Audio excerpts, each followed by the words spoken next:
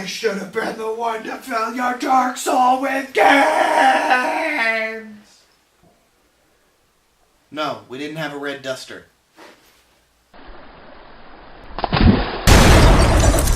Let's rock, baby.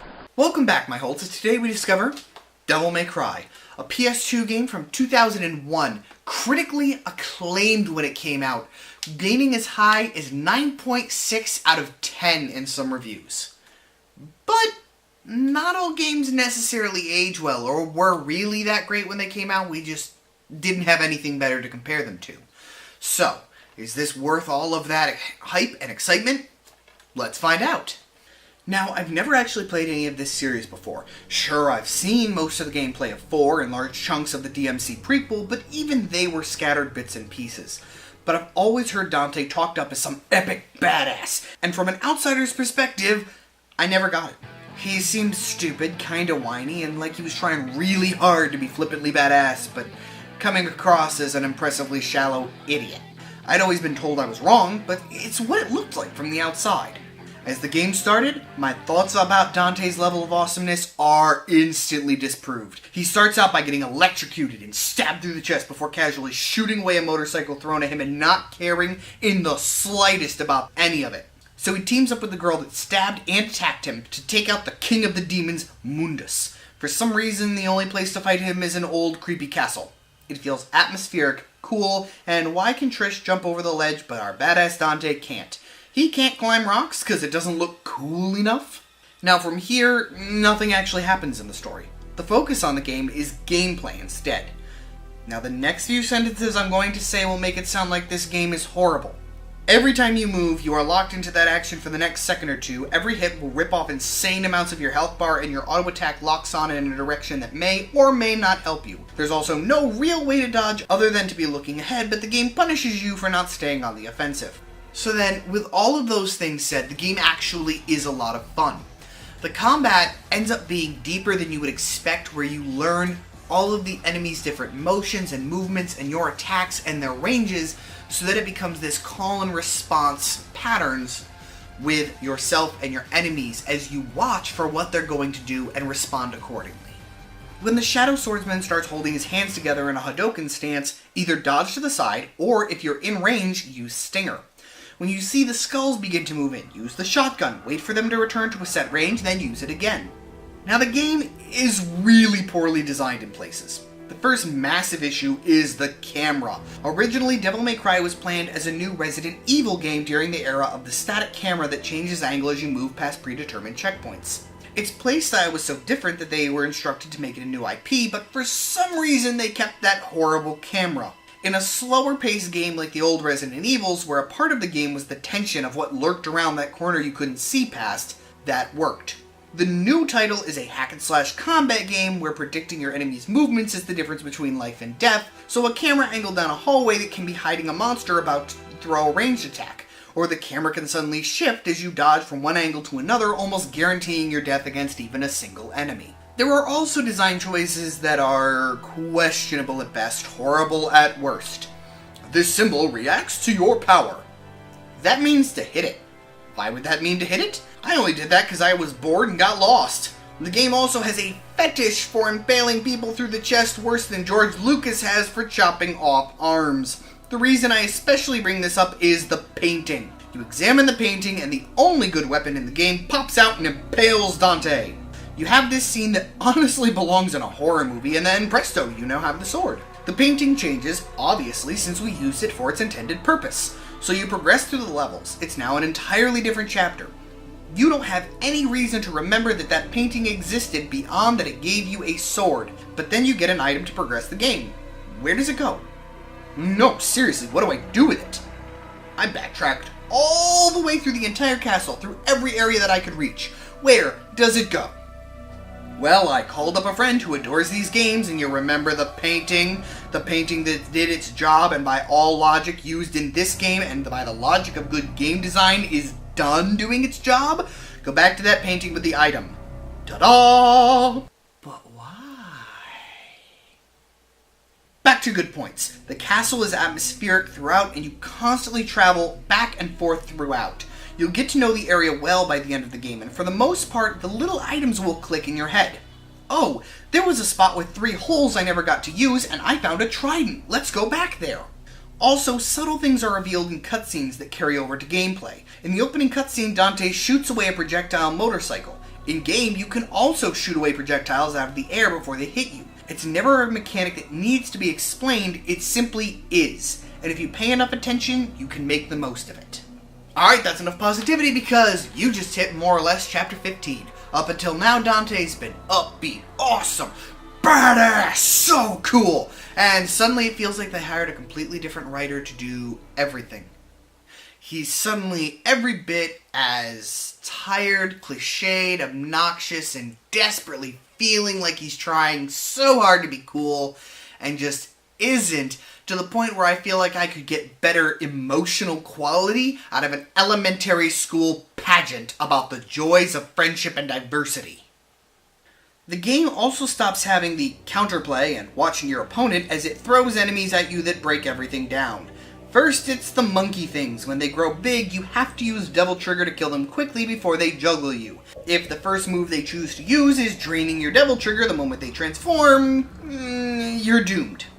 The ice enemies always are encountered in a pair. You can't dodge both of them while attacking them, and you can't stop the one of them from damaging you while you fight the other unless you can manage to use double trigger and luck to engage one of them without its mate noticing. All the weapons suck now too. Claws of Ifrit hit harder, and that's great and everything, but you're already so slow that you're barely able to dodge enemies, and the claws slow everything down to a death sentence. The final scythe weapon? It's only useful for the long-range Devil Trigger ability, and even then you can't really get into Devil Trigger by hitting anything with it. The point where the game really starts to break down, however, is the Nightmare enemy. They designed an enemy so large that it cannot be seen because of the camera angles. You must constantly be watching it to know when it's safe to attack. You must also keep the seals on the walls active or else it will become invulnerable. The number of times that I died because Dante turned around to attack the seal instead of fighting the Nightmare is only exceeded by the even larger number of times I died because he kept turning back to the Nightmare to attack it instead of reactivating the seal. This still is leaving off the biggest problem with this enemy, however. There is only one real way to damage it, which didn't even occur to me until I read it online. You need to jump on its back while it's vulnerable in order to attack it. In concept, this isn't difficult. In practice, this is where the game hits its second worst mechanic. Jumping absolutely will not go where you want it to. It simultaneously has too much and not enough height, and there is no distinction between going straight up and going way the f*** over there. This was forgivable up until this point because the jumping puzzles either wouldn't let you fail and pressing jump caused a pre-animated special jump to the next spot, or the jumps didn't actually matter other than to save time. But now you have to jump to beat an enemy that you can barely see to even know when or how it's attacking, if you can see it at all. And the game loses more of what made it enjoyable. Now I said the jumping was the second worst mechanic, right? So what's the worst? Swimming. Who programmed this? Who playtested this? You swim by mashing the triangle button while steering yourself in the first person with inverted, super sensitive controls. This already feels like your thumbs and brain are trying to rip themselves loose from your senses and mug you for your own bile, but then they added combat. You need to line yourself up perfectly and take shots at the enemies because you'll be locked into whatever position you took the shot in.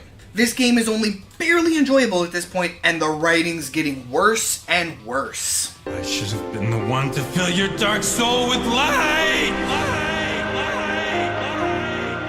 Dante is outright obnoxious, whiny, and trying so hard to be cool that it's exactly like what I thought the game was going to be like when I first picked it up. Everything that was enjoyable about his character and the game around him is gone, replaced with this thing that I just want to shut up. After going through a long and difficult puzzle that involves ridiculously convoluted means that would make an old point-and-click adventure game look straightforward, you go back to the castle you were already in. Yes, this entire area was literally pointless except to get the gauntlet you'll never use and to confront the Shadow Warrior who would have hunted you down again had you stayed inside the castle anyway. But with that out of the way, you can face off against Mundus himself. Alright, did the designers of the game give up and go home? Is this why Sly Cooper ended this way? Was it an homage to this game? If so, Sucker Punch, that better not be why, because there's nothing to pay homage to here, because it sucks!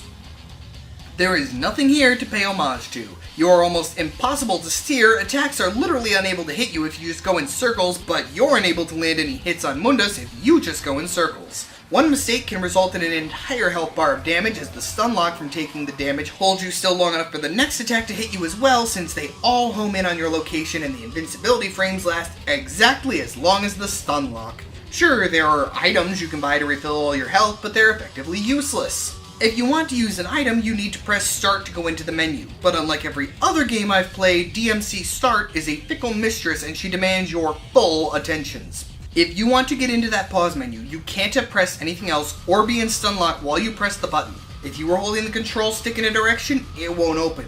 If you were still in the frames of an attack animation, it won't open. If you're still in the frames stepping out of a stagger for being hit, it also won't let it open. It's not even enough to press start and then the menu will open once the requirements are met. Oh no. Until you stop moving and then press that start button, you are simply taking her for granted and she cannot have that. That assumes that you have the orbs to buy anything with, since the orbs you get depend on your skill at the game. The higher your skill ranking at the end of the level, the more orbs you get. So if you suck at the game, or even if you're okay but not great at the game, man, doesn't it suck to be you, because all those cool upgradable abilities that you're going to need to continue the game, you're not going to be able to afford them, because all of your orbs are going to go into rebuying the items, which their prices go up every single time that you buy one. The game is literally punishing you for being bad at it, then making it harder to be good at it, creating its own vicious spiral.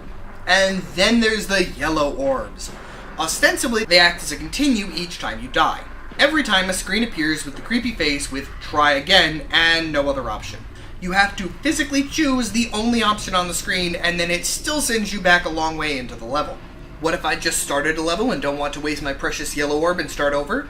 Tough luck, die again and get game over, then load from your joke of save. Why joke? Because it doesn't save unless you're between chapters. You're allowed to save anywhere in the level at any time, but that won't save your progress. Instead, it saves the orbs and other items you've picked up. So let's say you don't realize this, because that's a really asinine way for a save system to work. You go through an area and pick up the life orbs, using your yellow orbs and saving all the while. Well, now you're back at the start of the level and there's no life orbs throughout, and your yellow orbs are gone too.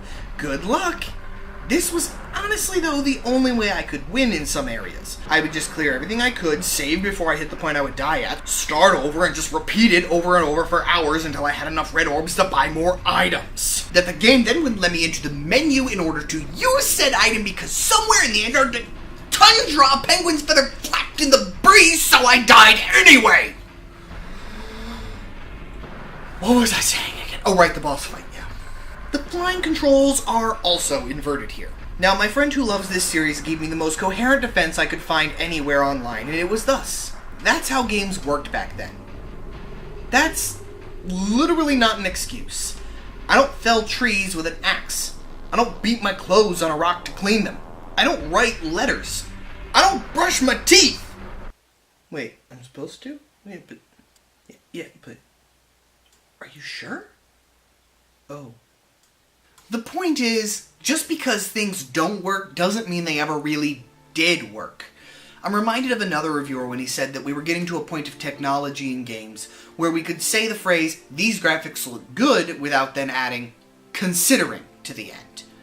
The graphics never looked good. They just looked good, considering. The gameplay was never good or usable. It was just playable, considering. Even getting past the first flying phase of the fight, there's another boss fight with a whole nother health bar instantly after. There is no chance to buy more items. And this time the boss requires you to do a jumping puzzle to beat him. Or get really lucky with the platform spawns like I eventually did after 3.5 hours. Over 3 hours of failed jumping mechanics, menus not opening, attacks going in different directions as Dante gets distracted, death via hit stun, on top of other potential problems via me just messing up. The game tries to get going again in the final chapter with Trish's return, fighting off Mundus one more time, an attempt at a badass finisher line from Dante that comes across more force than a politician's apology, and then flying out on a biplane from underground in the worst part of the game yet, as you smash into walls, ceilings, pillars of rocks, and the air itself as the stun lock, inverted super sensitive controls, and complete inability to see what's coming up before it arrives, contrive to get you killed before you can see the ending cutscene. There's more incredibly ham-fisted attempts at humor and connection to our characters before one last cutscene, where they try to sound epic, and it just comes across in a way that leaves me more able to take Shadow the Hedgehog seriously. Thank everything that is holy, it's over. Now allow me to reiterate that the first half of the game is great. It's an amazing game. In fact, I'd almost give it the first 2/3 are really good. But that last section is so bad and so miserable to even try to play that frankly, if my friend didn't love this game, I wouldn't have even bothered finishing. I would have put it down and never picked it back up. He tells me that there's some deep underlying story that'll be really important when I play the other games, but frankly, I don't care. It's not worth it. It wasn't worth it to have played all the way through this to get that. So, while I personally am glad that I discovered this game for myself and that I played it, and that I did see it to fruition in the long run, I can't honestly recommend that any of my hold actually pick up or discover this game. If the storyline is that important, there's a wiki for the game.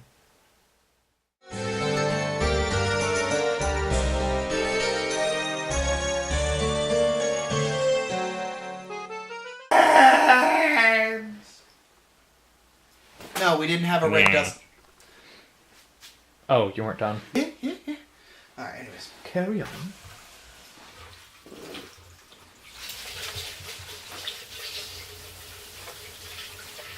Forward. Kalima! Kalima! Feel the nuts. Can we finish this today? I need to get off my knee. This hurts. Parrot. Now you can face hugger it. Yeah.